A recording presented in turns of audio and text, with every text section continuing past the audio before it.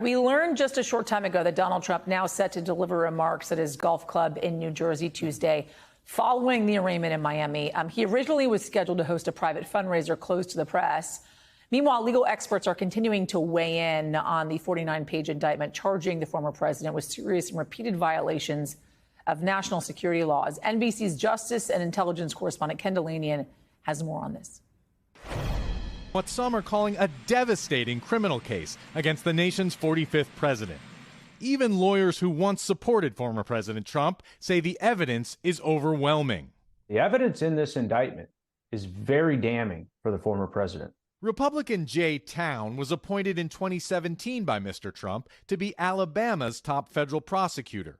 If the president was directing people to lie, directing people or himself moving information around that is the object of the grand jury subpoena and DOJ's investigation, well, that's obstruction of justice. That is a conspiracy to commit false statements, and that's against the law. Law professor Ryan Goodman, a Trump critic, has studied Espionage Act cases. This is one of the most incredibly strong indictments that I've seen compared to all other indictments under the Espionage Act for retention of military secrets in, let's say, the past 20 plus years. Experts say the most compelling evidence may be two recordings.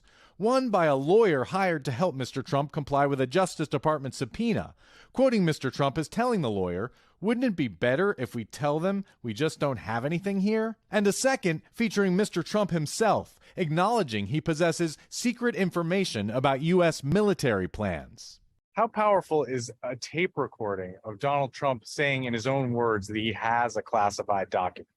It's extraordinary. It will be so compelling to jurors. Town believes the Justice Department should not have charged Trump with retaining classified documents because he says it raises an uncomfortable comparison to President Biden, who is under investigation over secret material found in his home and office.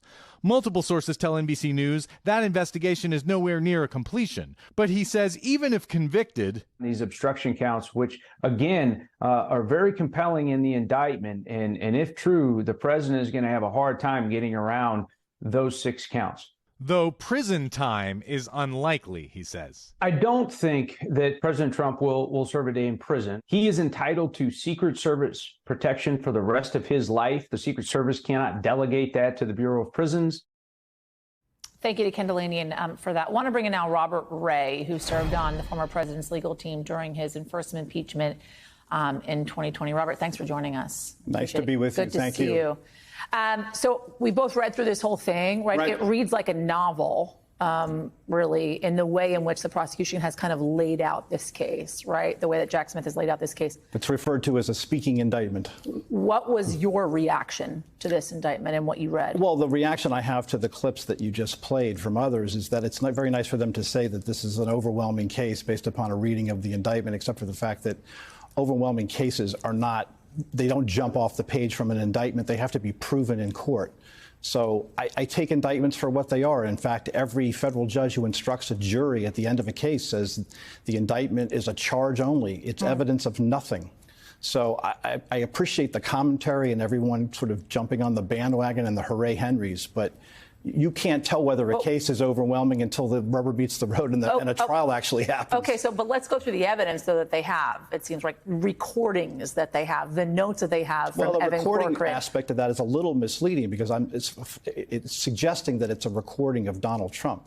It's not a recording of Donald Trump, as I understand it. It's a recording of the lawyer who made mental impressions and notes as a result of his conversations with It's twofold. There was audio recording, and then there was the recording of the audio, the note-taking of Evan Corcoran as well. Right.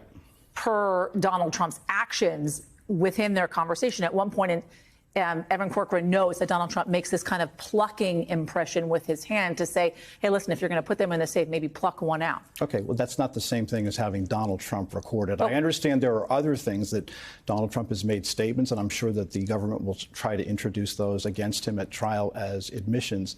But I guess the piece was a little misleading to suggest that they were Donald Trump's words. They're Donald Trump's words as recorded by a lawyer who speaks into a tape recorder to preserve what it is Donald Trump supposedly said. It's not the same What thing. about Donald Trump's words to the biographer and saying, I have this classified document that I could have classified when I was president, but I can't anymore, and it pertains to a possible invasion on Iran? That was a recording of the former president. Right, and that will be evidence that will be introduced against him at trial. Is that damning evidence, you think? Well, my overall sense of this is that this is a very serious case. There's no way of cutting it any other way. They are serious felony charges. The rubber will meet the road when the case goes on trial. Yeah. There is jury appeal in a case like this if there was harm to the United States as a result of the former president's conduct.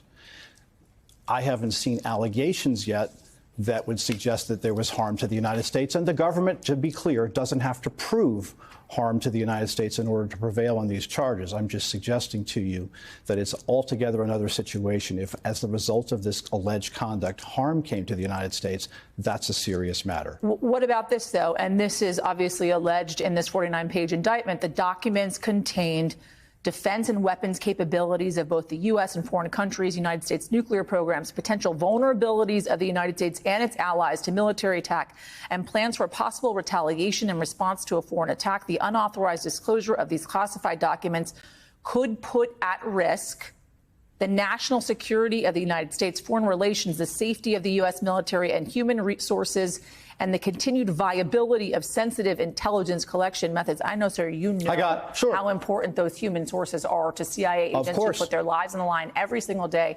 And my question is, for the protection of this country. Was there unauthorized disclosure or wasn't there? And we won't know that until trial. They haven't alleged that there was unauthorized disclosure. They have simply said that if it were disclosed, that would be the kind of damage that would come to the United States. That's something that we're going to have to look for when and if the case goes to trial. How damning is it that allegedly the former president lied to his own attorney as well, Evan Corcoran, on the day in which he was supposed to obtain more classified documents, June 2nd?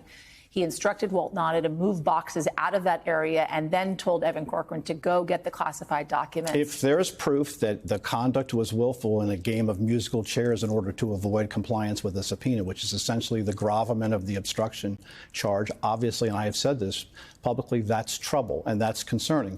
But there's also some, predicate questions that have to go on here about what was the president's right to retain these documents. Everybody understands it's classified information, and at the highest level, some of that classified information was top secret. In other words, the highest classification that there is. The question, though, is, was the president authorized to retain these documents? I think there's a substantial question that will be litigated pre-trial about constitutional issues about the president and the former president's prerogative, whether the Presidential Records Act is constitutional. All those things are going to be addressed, I imagine, in a series of pre-trial motions that will start after the arraignment, and they will probably extend well into next year, 2024. I do not anticipate that this case will actually go to trial during an election year, and I think it would be seriously bad for a country that is divided for an attempt to be made to try to force this case to trial before the election. Bill Barr, the former president's attorney general, said if even half of this thing is true, he's toast. Well, that's nice for him to say, but that's why we have trials. And I don't think that's an appropriate role for anybody to say about what this actually means. It's an indictment. It's an accusation. It calls for a process to begin. The criminal justice process is going to be tested in this case, and the country is going to be under a test, and the rule of law is going to be under a test. And it's important that we as a country, all of us, whatever our views are committed to trying to get this right. That will not be easy to do in an election year, and that's what I look forward to. All of the histrionics, I think, need to be put to one side so that we can calmly and safely get the country through this in the best interest of the country toward an appropriate conclusion where the rule of law has been respected. And I respect juries and outcomes. And I think it's way premature to be talking about whether this is an overwhelming case based upon an indictment. When you took over the investigation of President Bill Clinton from Ken Starr, you pushed for an indictment and you said no one is above the law, even the president of the United States. And that's still believe true. That? That's right. It is still true. But of course, the law applies to everyone in the United States, but everyone in the United States is not a president of the United States.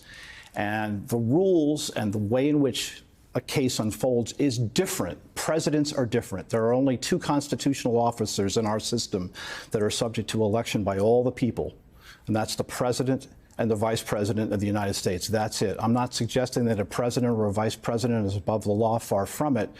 But the operation of the rule of law when it applies to a president is different, and people need to recognize that. That's all I'm saying. Robert Ray, thank you for your time. I Thanks wish we very had much. more of it. Good to see you. Appreciate it.